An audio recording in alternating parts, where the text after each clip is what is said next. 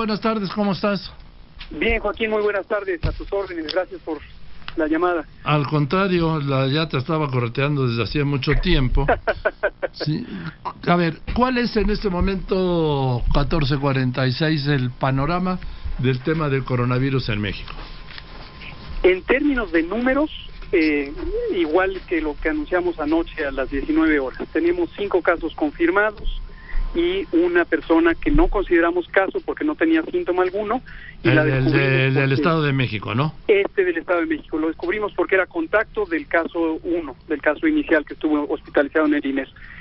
En este momento prácticamente todos están asintomáticos. Recordar que todos tuvieron una enfermedad leve y se recuperaron pronto.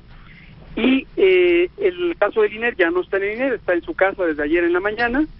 Y la persona que está en Sinaloa, estamos viendo la manera ya de liberarlo y que regrese a su casa y ya también está completamente recuperado. El que estaba en el hotel de Culiacán. Exactamente, exacto. Bien, ¿ellos ya no representan ningún peligro de contagio o sí? Ellos ya no representan, pero todavía tienen que completar sus distintos periodos, digamos, todos tienen periodos de 14 días de aislamiento en distintas fechas, entonces algunos ya estarán prácticamente, tengo en mente, por ejemplo, la persona de Torreón le faltan 6 días, de acuerdo a la fecha de inicio de sus síntomas, el caso del INER le faltan todavía 4, entonces son ya menos de una semana lo que le falta a cada uno de ellos, y todos tienen que completar 14 días de aislamiento, que es el periodo que se conoce donde todavía puede haber carga viral, es decir, virus en la garganta que se vuelvan un mecanismo de contagio, y ese es el propósito del aislamiento, que no contagie. Ahora, nomás para que quede claro, en el momento que una persona se contagia, ¿desde ese momento empieza a ser foco de contagio o tienen que pasar algunos días para que incube? Así es. Normalmente el periodo de incubación que se ha estimado es entre alrededor de 7 días promedio. Va desde 4 hasta 10 días. El 95% de las personas infectadas están en ese intervalo de periodo de incubación. El periodo de incubación, para que la audiencia lo tenga presente, es el periodo que transcurre entre que una persona se expone a la infección a través de otra persona que está contagiosa y hasta que desarrolla el primer síntoma. El primer síntoma puede ser la tos, o puede ser la fiebre, o puede ser cualquier otro. El más común que aparezca como primer síntoma es la fiebre.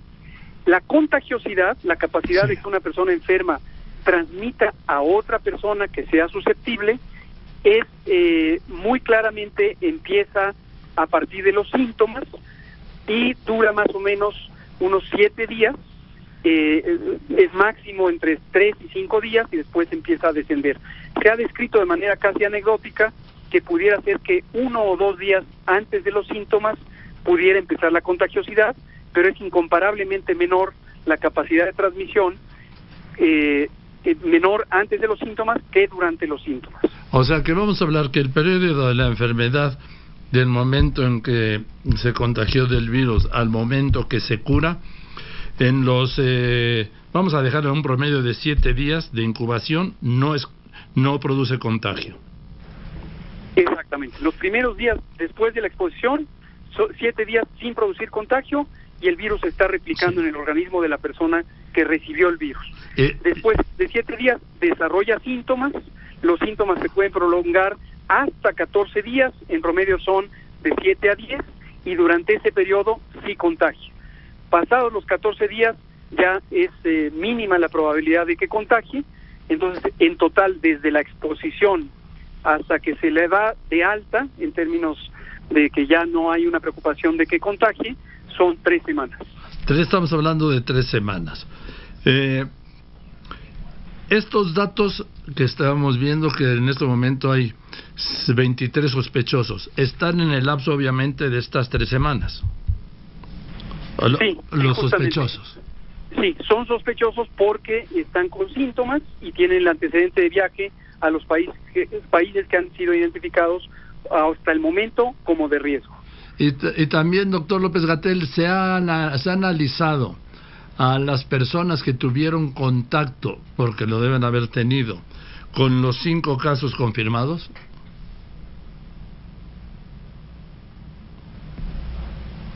Bueno, no se me fue.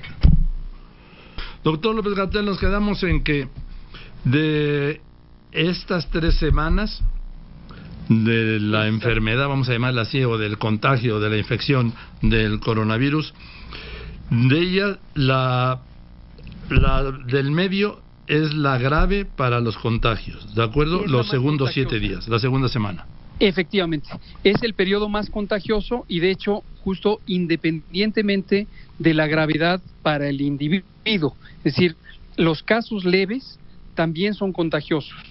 Y esto, y justamente en esa segunda semana después de la exposición al virus, lo que nos lleva precisamente a explicar cuál es la lógica de las intervenciones de control epidemiológico. Básicamente hay 3 elementos: detectar los casos lo más oportunamente posible, y en eso dependemos de que la población que llegara a enfermar alerte. ¿Cómo puede alertar? Acudiendo a servicios médicos, llamando a este número que hemos puesto a disposición de manera permanente, 800-0044-800. Este es el número de la Unidad de Inteligencia Epidemiológica de la Secretaría de Salud. Entonces, es una manera de alertar. Esto nos permite detectar el caso y poner en aislamiento a las personas. Aquí siempre hacemos la aclaración: este aislamiento no es obligado, no es forzado, es concertado, persuadimos a las personas de la importancia de hacerlo y casi siempre tenemos muy buena respuesta, muy buena colaboración. Sí, la segunda actividad, la tercera actividad es estudiar a los contactos. Las personas que están enfermas reciben una entrevista médica que les permite identificar dónde estuvieron, con quién estuvieron, cuándo estuvieron, y eso nos ayuda después a investigar si las personas con quien estuvieron en contacto pudieran estar enfermas. Por supuesto, quiero especificarlo para que quede absolutamente claro, todo este proceso de investigación epidemiológica sigue los estándares de la ética médica, es decir, toda la información que provean las personas sobre los contactos está cuidada, está reservada, es absolutamente confidencial. O sea, es secreta, pues, para que quede claro. Es secreta, se usa para, igual que un expediente médico, solo lo sabe el paciente y su médico. Así de estricto es lo que hay que tener de confidencialidad. Me decías, estoy hablando con el doctor Hugo López-Gatell, subsecretario de Prevención y Promoción de la Salud. Doctor, me decías que los casos leves también producen contagio, que eso es muy importante. También, los casos leves producen contagio porque el virus se concentra en la vía respiratoria alta. Distintos tipos de coronavirus afectan distintos segmentos o tramos del aparato respiratorio. El aparato respiratorio empieza en la nariz y la boca y termina en los últimos resquicios de los pulmones, que se llaman alveolos. Pero según la composición química de los distintos tipos de virus, no solo el coronavirus, sino otros virus, es la profundidad a la que llegan a alojarse. Los virus entran y pueden llegar inmediatamente, solo por el acto respiratorio, transportados por el aire, hasta los últimos rincones de los pulmones, estas zonas microscópicas que se llaman alveolos. Pero la adhesión, cómo se adhieren a la superficie del aparato respiratorio a nivel microscópico con las células, depende de la composición química de su superficie. Para este coronavirus nuevo 2019, aún no hay suficiente información científica para saber cuál es el sitio preferido, pero sí sabemos por los síntomas que produce y la proporción de casos leves que mayormente afecta el aparato respiratorio alto, que es la de la nariz hasta la faringe, pero también podría afectar, aunque en menor frecuencia, el aparato respiratorio bajo, que es la tráquea, los bronquios y los pulmones. Ahora, doctor, decía la OMS, en ningún país está preparado para recibir al coronavirus. ¿México lo está? Le escuché decir a usted que sí. Sí, esto es muy importante también ponerlo en la dimensión correcta y con la explicación apropiada. Uno quisiera pensar como persona que todos los fenómenos se pueden explicar por un sí o un no.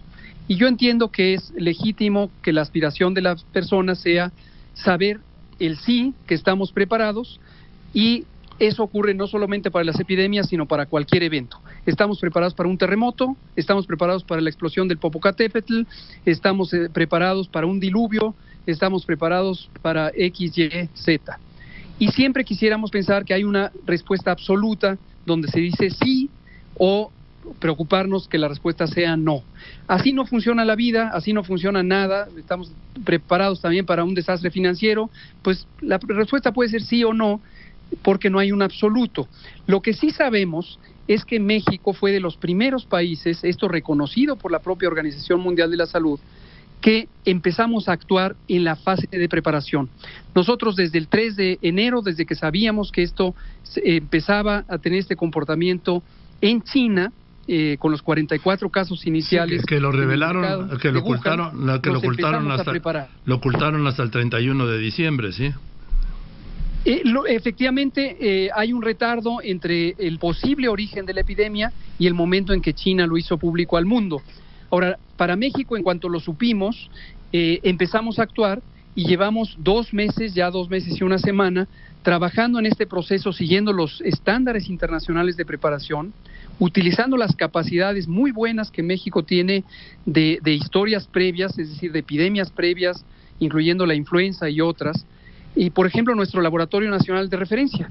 Ayer tuvimos precisamente un taller, ya es el tercero que tenemos, organizado por la Organización Panamericana de la Salud en México, en el INDRE, y esto atiende precisamente al reconocimiento que la OMS le da a las capacidades mexicanas como un referente continental de preparación, respuesta, investigación y control de epidemias. A ver, doctor, le he escuchado 2 instituciones que los mexicanos no sabían. Hay un comité como de emergencia, me dijo al principio, de epidemiología, ¿o cómo lo llamó? Sí, hay un comité que se llama Comité Nacional para la Seguridad en Salud. Eso, ese sí. Comité, yo es la primera vez que lo escucho. Sí, hablar de él. Se conoce poco porque entra en funciones en momentos selectos. No es un comité como varios otros, como el Consejo de Vacunación o el de SIDA, que esté permanentemente sesionando. Este comité, que se estableció en 2002, tiene como propósito coordinar de manera interinstitucional en el sector salud y de manera intersectorial en toda la administración pública federal la respuesta ante un evento de esta naturaleza. Entonces, el comité sesionó formalmente el 30 de enero y con ello establecimos un marco de colaboración que está indicado en el propio acuerdo de creación del comité, que nos ha permitido trabajar muy armónicamente todas las instituciones, no solo del sector salud, sino también Secretaría de Educación Pública, Comunicaciones y Transportes, Turismo, Relaciones Exteriores, Gobernación, incluso las instituciones armadas en su división de Sanidad, para responder conjuntamente ante este evento. Pues hasta hoy me vengo a enterar. Doctor López-Gatell, ¿por qué no hay ninguna prevención en los aeropuertos? ¿O todavía no es necesario? Sí, Denle un ojito hoy, porque en el aeropuerto de la Ciudad de México ya hay un despliegue bastante amplio de todos los materiales precisamente de divulgación que estuvimos preparando en estos 2 meses. Tenemos un amplio repertorio de materiales de información, de promoción de la salud, indicaciones específicas. Pero de revisiones no hay, ¿verdad? Ahora, una expectativa que cada día casi lo tenemos que aclarar. El público legítimamente tiene la necesidad de una respuesta específica y la gente que no está familiarizada con la metodología, que somos con la todos. Ciencia, exacto, tiene la idea de que la manera de controlar una epidemia invariablemente tiene que ser restringiendo viajes o tamizando a todos los pasajeros. Esto no es así. Lo que se ha recomendado por parte de la Organización Mundial de la Salud es que, y esto está escrito en el Reglamento Sanitario Internacional, es que las medidas de prevención y control sean apropiadas al riesgo sin interferir, cuando esto sea posible, con los viajes y el comercio internacionales.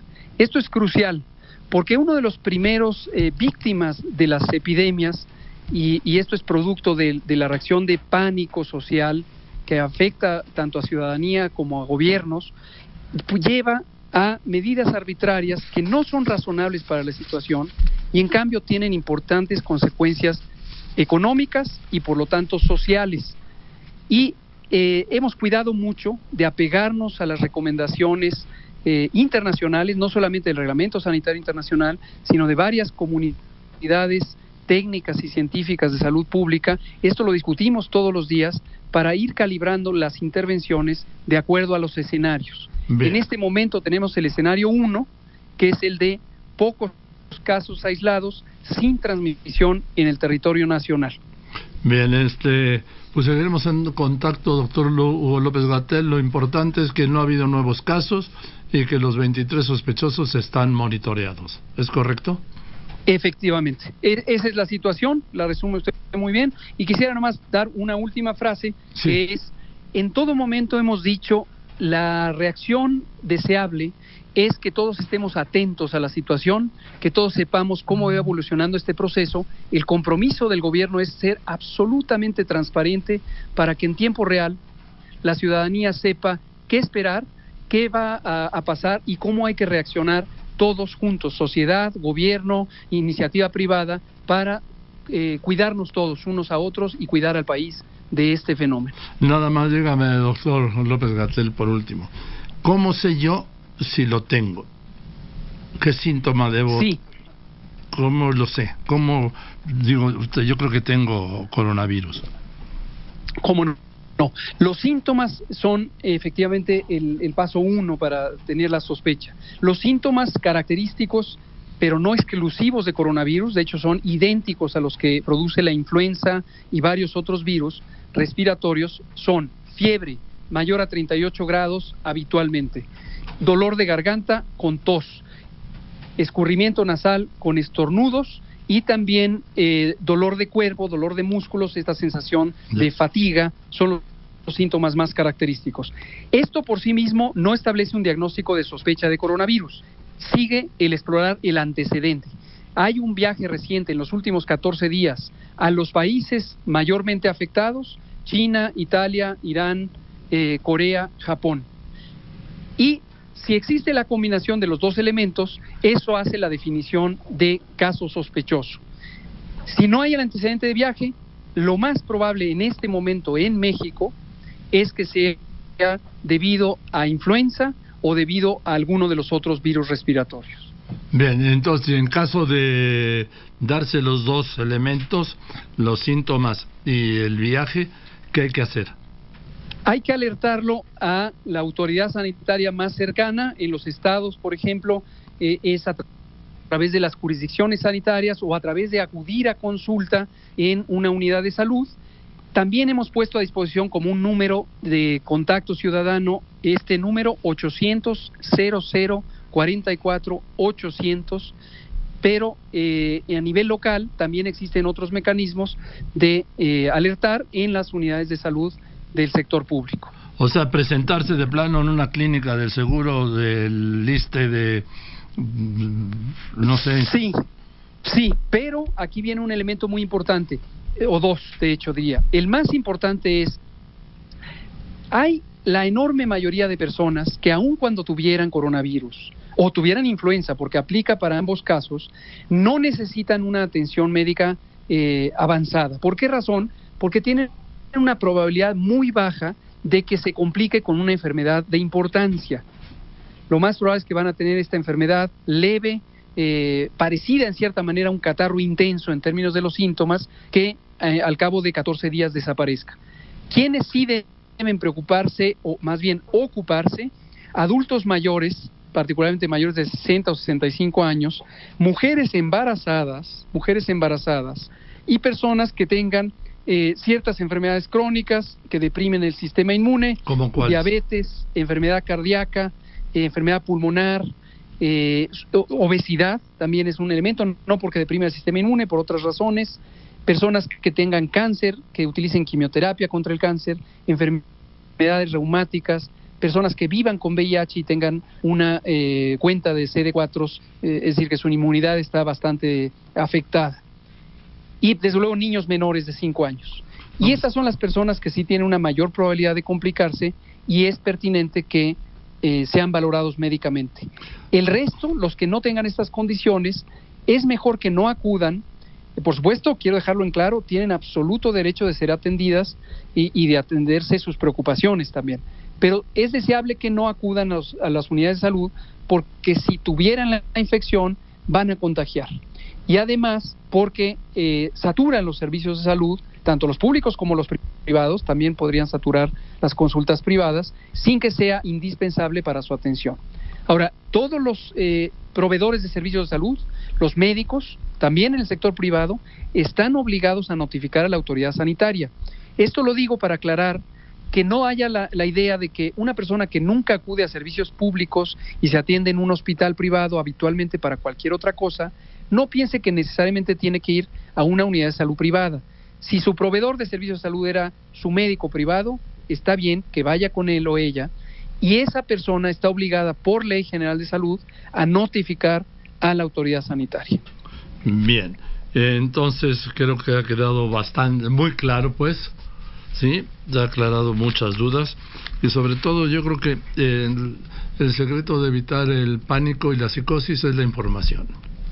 Es correcto, es correcto. Seguiremos informando, muchas gracias, por eso le agradezco también la oportunidad de informarlo a su audiencia, que es muy importante, y efectivamente lo que decimos es, no hay que bajar la guardia, pero tampoco espantarse. Hay que hacer un acto de prudencia y de responsabilidad todas y todos, toda la ciudadanía, todo el país, junto con el gobierno, para actuar oportunamente en lo que corresponde a cada momento de la situación. Le doy este dato nada más por curiosidad.